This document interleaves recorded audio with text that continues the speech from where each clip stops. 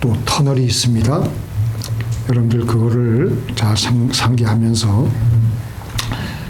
이제 이스라엘 백성들이 한 400년 동안 애굽에서 종살이를 하다가 출애굽을 했습니다.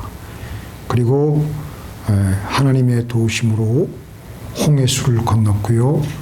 광야를 거쳐서 가나안 입구까지 다다르게 되었습니다.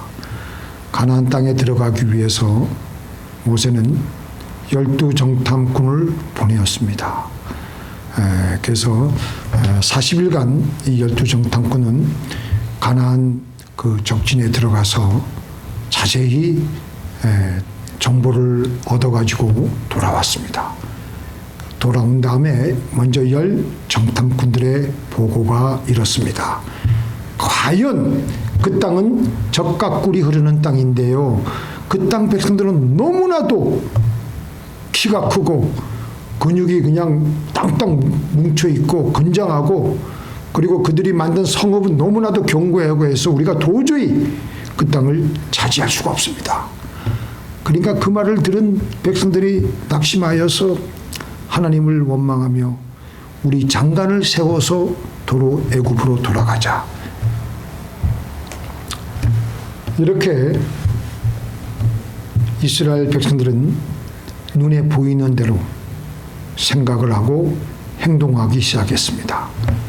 왜냐하면 그들 나름대로 평생 그렇게 살아왔기 때문입니다. 이들은 애굽에서 노예로 종으로 살면서 많은 고생을 하며 그렇게 살아왔습니다.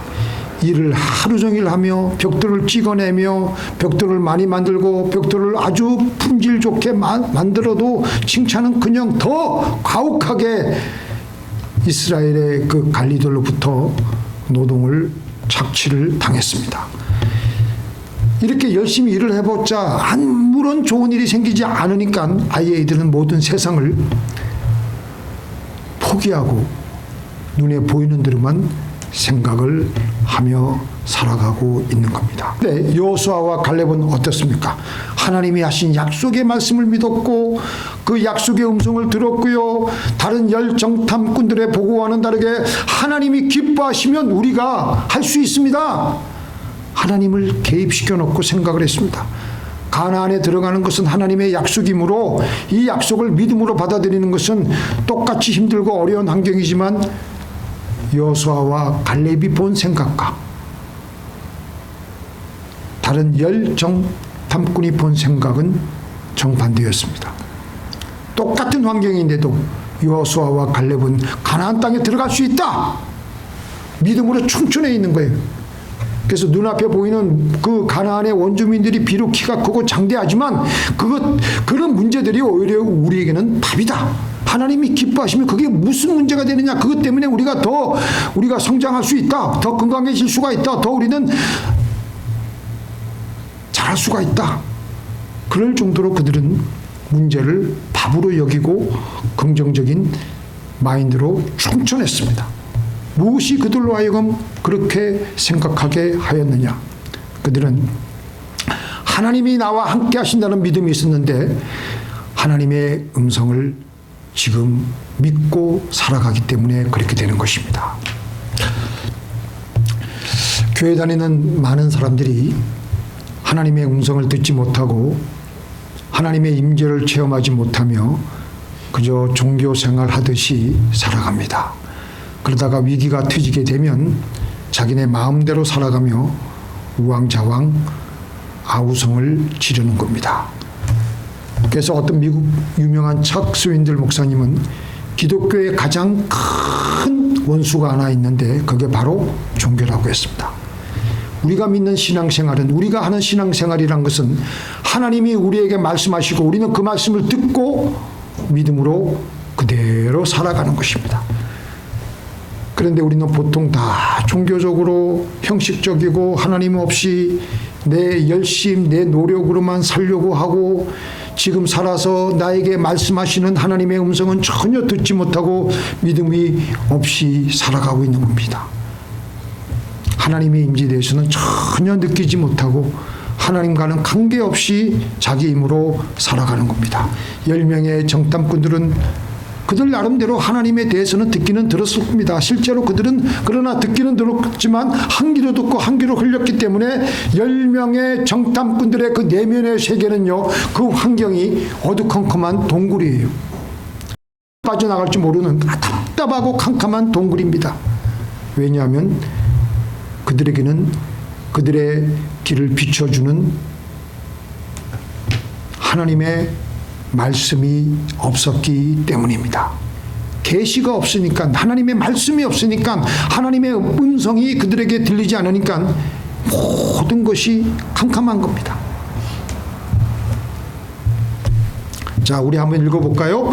묵시가 없으면, 시작. 묵시가 없으면 백성이 방자에 행하거리와 율법을 지키는 자는 복이 있느니라. 우리가 흔히 말하는 꿈이 없는 백성은 망한다라는 그 성경 구절이 바로 여기서 나온 겁니다. 이게 킹 제임스 버전에는요, Where there is no vision, the people perish. 꿈이 없는 백성은 망한다. 그러나 하나님의 말씀을 듣고 지키는 자는 복이 있도다. 그 말씀입니다. 그게 무슨 말이냐? 하나님의 계시, 레빌레이션, 하나님의 비전, 하나님의 그 계시는, 하나님의 그 말씀은 우리가 앞날을 걸어갈 수 있는 하나의 그 시력이에요. 영적인 시력이에요. 하나님의 계시가 있어야 우리의 삶의 우리 영적인 시각으로 걸어갈 수 있는 앞날이 우리가 보이는 겁니다. 하나님의 음성이 들리지 않으니까 앞이 보이질 않는 거예요.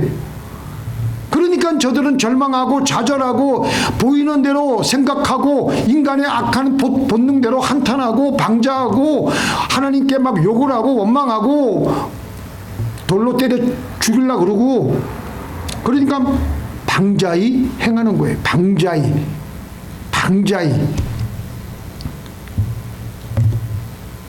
그러니까 이스라엘 백성들은 처참한 절망의 동굴의 터널에서, 어두컴컴한 동굴에서 살아가고 있는 겁니다. 근데 그들 말대로 장관을 세워가지고 애굽으로 돌아간다고 하더라도 그 길이 행복한 길일까요? 더 절망적인 길이 아니겠습니까? 가봤자 그들은 또 노예 생활을 하며 힘들게 살아야지만 했습니다. 그들은 이리저리 절망의 어둠의 동굴 안에서 우왕좌왕하고 있는 거예요.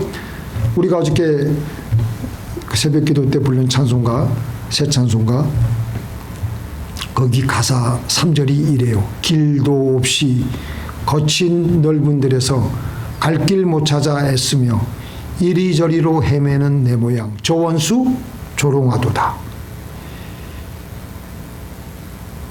딱 이 상황에 맞는 찬송가 가사입니다. 그래서 우리는 믿음으로 살아가야 됩니다. 믿음으로 살지 않으면 육신은 살아있어도 그냥 매갈이 없이 살아가는 겁니다. 그럼 우리 어떻게 하여야 믿음으로 살 수가 있을까요? 어떻게 하여야 우리가 제대로 신앙생활을 하며 살아갈 수가 있을까요? 믿음은 위로부터 주어집니다. 자, 같이 읽겠습니다. 믿음은 들음에서 나며, 시작. 그러므로 믿음은 들음에서 나며 들음은 그리스도의 말씀으로 말미암았느니라. 위로부터 우리에게 들려주시는 하나님의 음성을 들어야 됩니다. 그 말씀을 들으면 우리는 믿음이 생기고 불가능의 일을 가능케 할 수 있다는 생각을 하게 되고 기적을 일으킬 수가 있습니다. 그런데 우리들이 착각하기 쉬운 게, 내가 믿습니다, 내 편에서 믿는 것은요, 그건 우리가 말하는 믿음이 아니에요. 그건 신념일 뿐입니다. 그건요, 바람이 불고 위기가 닥치고 환경이 어려워지면 삽시간에 무너지게 됩니다. 그러나 만군의 여호와께서 하신 그 음성을 우리가 듣게 되면 우리에게는 믿음이 생깁니다. 환경적으로 어려운 일이 생기더라도 하나님의 응답으로 인해서 생겼기 때문에 그 믿음은 흔들리지 않습니다. 사람들이 아무리 조롱하고 비웃고 코웃음을 쳐도 그 믿음을, 하나님께서 주신 말씀을 듣고 믿음을 가지고 있으면요, 그 믿음은 흔들리지 않아요. 그런데 그래서 우리는 기도를 하더라도 하나님 아버지, 혼자 자기 할 말만 하고 일어서면 안 돼. 하나님, 어떻게 하면 좋을까요?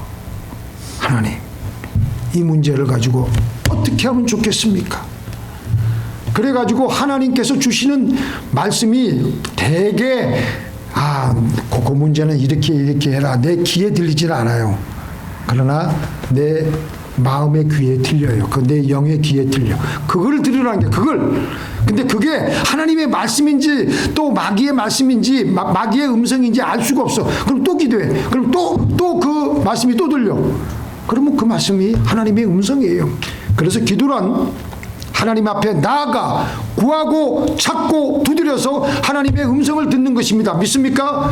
하나님으로부터 응답을 듣지 못하고 그냥 일어서는 기도는요, 나 혼자 그냥 하는 독백이에요. 독백. 그러니까 우리의 기도는 고목나무에 소원을 빌고, 예전에 우리 할머니 하시는 거 보면은 소원을 빌고 돌부처에게 간청하는 요거를 한 5시간 6시간 하시는 걸 봤어요. 나중에 보면 여기 은빛 같은 게 또 이렇게 또 빛나더라고요. 그럼 무슨 소용이 있어요? 아무런 음성이 안 들리는데, 아무런 가이던스가 없는데, 아무런 그게 없는데, 우리는 그런 유의 기도가 아니에요. 우리의 기도는 살아계신 하나님의 귀에다가 대고 말하는 것이며, 살아계신 하나님의 입에서 나오시는 말씀을 듣고 일어서는 겁니다. 우리의 입을 지으신 하나님께서 하나님의 입으로 우리에게 왜 말씀을 안 해주시겠습니까? 기도는 하나님의 입에서 나오는 말씀을 반드시 듣고, 그리고 그 말씀대로 믿음으로 살아가는 것이 기도입니다. 성경 66권에 게시된 그 살아계신 하나님께 기도한 사람이라면 응답은 확실하게 오게 되어 있습니다. 우리는 그때까지 기도해야 되는 것입니다. 하나님 말씀이 그러면 어떤 그런 구절이 있느냐? 자, 한번 읽어볼까요? 제가 읽어볼게요. 구하는 이마다 받을 것이요, 찾는 이가 찾아낼 것이요, 두드리는 이에게 열 것이니라. 이게 뭐예요? 하나님의 성령의 음성을 들으라는 거예요. 너희 중에 누구든지 지혜가 부족하거든 모든 사람에게 후히 주시고 꾸짖지 아니하시는 하나님께 구하라. 그리하면 주시리라. 주신다고 약속하셨잖아요. 그래서 이 말씀, 하나님께서 너 이 문제는 이렇게 해결하도록 해라, 이렇게 하도록 해라. 하나님의 판단과 하나님의 응답과 하나님의 말씀을 듣고 일어서면서 살아가면요, 믿음으로 맑고 밝고 환하게 살아갈 수가 있습니다. 바로 이 여호수아와 갈렙은 이 믿음을 가지고 있었던 것입니다. 하나님이 우리를 기뻐하시면 우리는 저들이 아무리 강대하고 저들이 아무리 키가 크고 웅장해도 우리가 그 앞에서 뭐 메뚜기 같을지라도 우리는 할 수 있다. 그래서 히브리서 11장 6절에 믿음이 없으면 하나님을 기쁘시게 못하나니 믿음으로 나아가는 자는 반드시 그가 계신 것과 또한 그가 자기를 찾는 자들에게 상 주시는 자이심을 믿어야 할지니라고 했습니다. 말씀을 듣고 믿음으로 살아가면 하나님이 첫째는 기뻐하셔요. 우리가 하나님 기뻐하시는 일을 해야죠. 그러면 우리도 하나님이 기쁘시면 우리도 기쁜 거예요. 하나님이 우리 때문에 섭섭하고 늘 괴로우면 우리도 괴로울 수밖에 없는 겁니다. 하나님 기뻐하신 짓을 찾아가면서 하면요, 우리도 기쁨이 따라오게 되어 있습니다. 지금으로부터 몇 년 전일까요? 15년, 거의 15년 되어 가는데 2010년 8월 5일 실내에서 강산에서 사고가 터졌습니다. 지금 다 기억하실 겁니다. 거대한 돌 무더기가 중간에서 무너져 내리며 출구를, 이 강부들이 다시 위로 올라가야 되는 그 길이 완전히 막혀버렸어요. 그러니까 순간적으로 그 일이 생겼기 때문에 33명의 강부들이 지하 700m 아래에, 완전히 이 700m면 63빌딩 정도 되나요? 그 아래 완전히 갇히고 말았는데, 일단 이 33명이 서로 모여가지고 거기에 또 작은 대피소로 모여 들었습니다. 근데 그 당시 지하 밑에 있는 광산은요, 그 환경이 어떤 환경이었냐면 캄캄하고 온도가 어느 정도냐면요, 화씨 90도. 여기 우리 90도면 어때요? 더워가지고 지금 막 그냥 얼마나 힘듭니까? 그 밤낮을 가리지 않고 그냥 계속 90도가 되고, 거기다가 여기는 그래 우리 토레스는 좋은 게 아무리 더워도 거기 습도가 그렇게 높지가 않잖아요. 습도가 또 90도가 넘어요. 그러니까 온도가 높죠. 습도가 90%가 되죠. 그러니까 이 사람들이 우통을 벗고 그때부터 그렇게 있는 거예요. 외부와의 모든 소통은 끊어졌고 위에서는 죽었는지 살았는지 이들이 어떤 상황인지 도무지 알 수 없는 거예요. 그리고 이제 이 33명이 좌우지간 버텨야 되는데 그들에게 남아있는 식량은 강산의 한 구석에 처박혀 있는 비상식량밖에 없는데 참치캔 10개, 비스켓, 우유, 그리고 조금의 물, 그거밖에 없었어요. 그때부터 이제 거기에 팀장인 우루과이라는 사람이 이제 그거를 배분해서 주는데 참치캔 하나하나씩 따는 거예요. 다 못 먹고 하나를 작은 스푼으로만 나눠 먹었고 맛만 보는 거예요. 비스켓 하나를 쪼개서 모두가 나눠 먹을 때 서로 왜 쟤만 더 많이 먹느냐 막 그냥 늘 불알이며 원망하고 불평하고, 그리고 음식과 물이 거의 떨어지게 되었을 무렵에 이제 물이 다 떨어지니까 어떻게 했냐면 강산에 디젤 냄새가 진동하는 발굴용 공업용수를 찾아가지고 그것도 먹어야 되는 거예요. 그것도 마시면서 이제 버티고 있는데 여전히 외부에서는 아무런 소식이 없고 희망이 보이지 않고 강부들은 절망해하며 불안해하며 어떤 강부는 헛소리와 환청에 시달리며 어떤 강부는 그냥 너무 이제 그냥 악마를 봤다 그러고 그냥 사방에 그냥 소리치며 울부짖게 하고 공황장애가 다 걸려가는 거예요. 그렇게 힘들게 버티고 있는데 사고 당한 지 17일째에 위에서부터 시추에 내려온 드릴이 대피소 위 천정을 뚫고 나온 걸 봤습니다. 잽싸게 강부 중에 하나가 내려온 시추 드릴 끝에 쪽지를 붙여서 지상으로 보냈습니다. 그 쪽지에는 우리 모두는 우리 33명은 이 대피소에서 무사히 다 잘 있습니다. 33명 모두 그렇게 해가지고 이 드릴 끝에 잘 이렇게 붙여가지고 위에서 볼 수 있도록 그렇게 해가지고 그게 올라갔어요.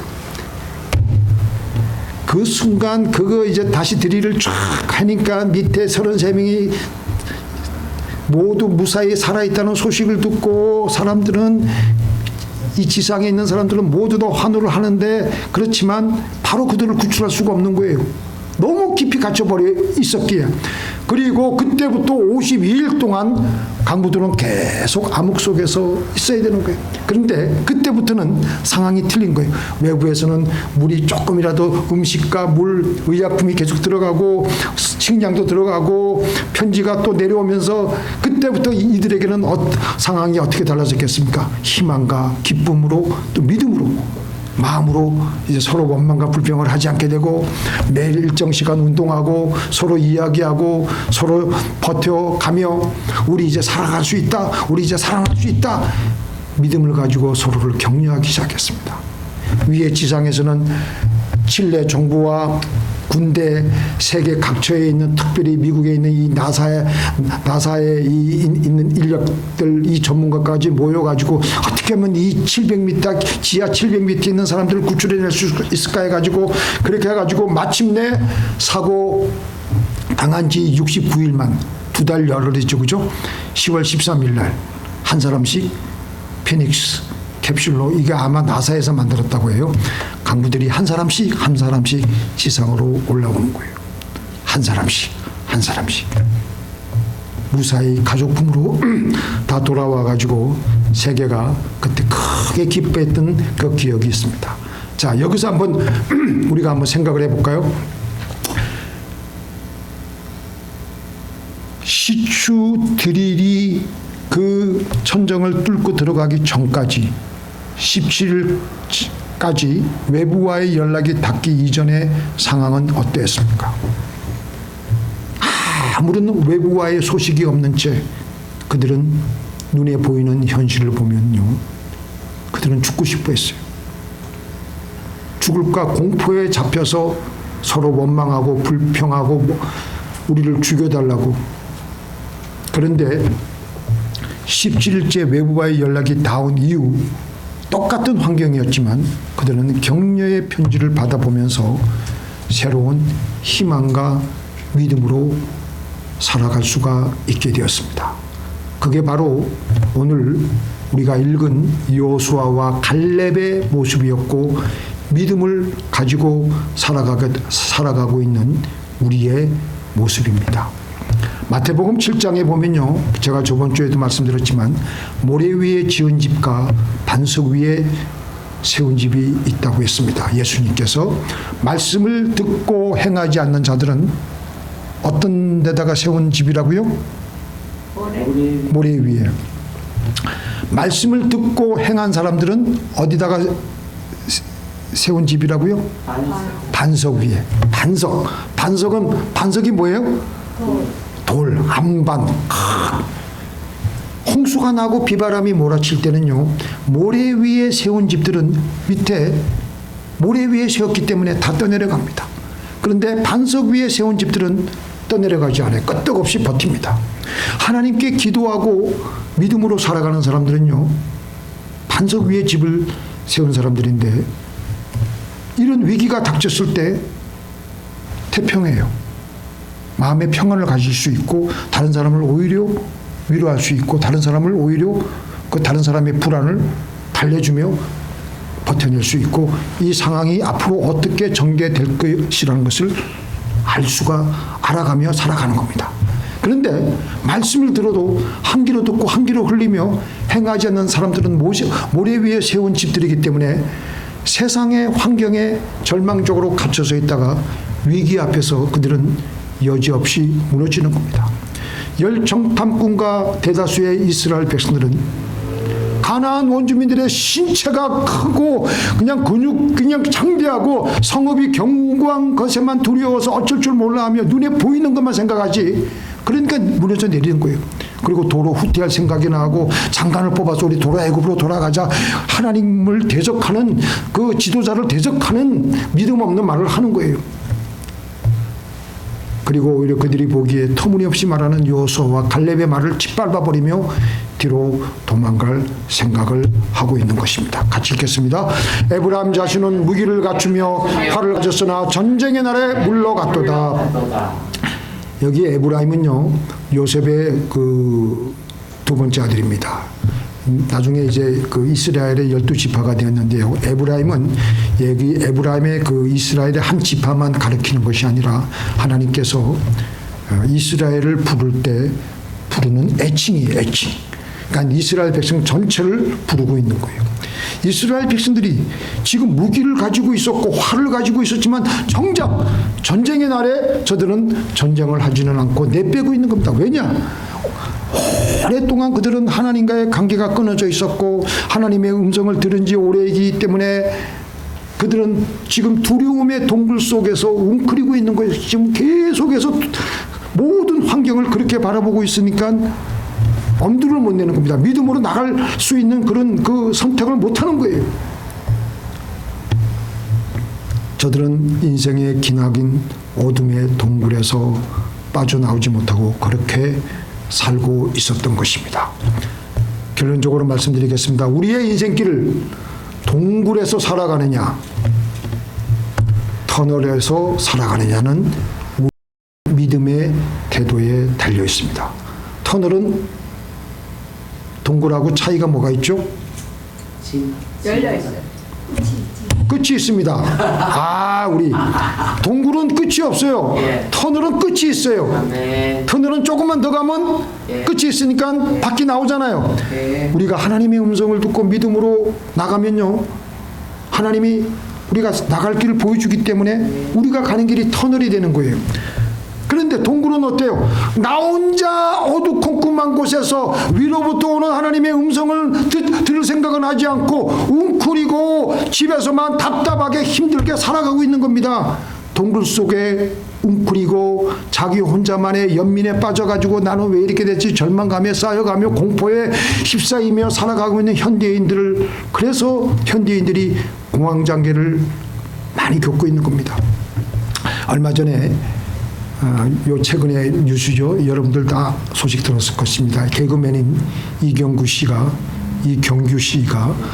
공황장애를 앓고 있었는데, 그렇게 돈도 많이 벌고 유명한 분이 왜 공황장애를 앓고 있는지 모르겠지만 공황장애 약을 먹고 다른 친구의 차를 운전하다가 입건이 되었는데, 근데 이제 거기서 그 심리학자 그 공황장애를 다루는 전문가들이 공황장애의 대표적인 증상으로는 갑자기 심장이 터질 듯 뛰고 숨을 깊게 들이쉬어도 숨이 쉬어지지 않는 답답함이 밀려오며 이대로 죽는 건 아닐까 하는 공포가 엄습하는 것이라고 합니다. 자, 이게 뭡니까? 하나님의 생명의 음성을 듣지 못하니까, 그러니까 앞이 안 보이는 거에 동굴 속에 갇혀 있으니까 앞날에 대한 공포가 밀려오니까 캄캄한 것밖에 안 보이니까 그럴 수밖에 없는 거예요.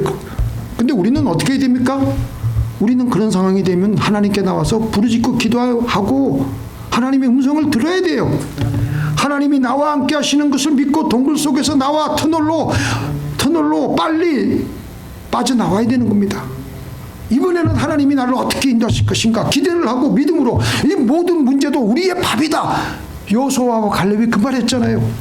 그러면서 하나님의 인도와 응답에 따라가면서 그냥 믿음으로 충천해가며 터널을 마침내 빠져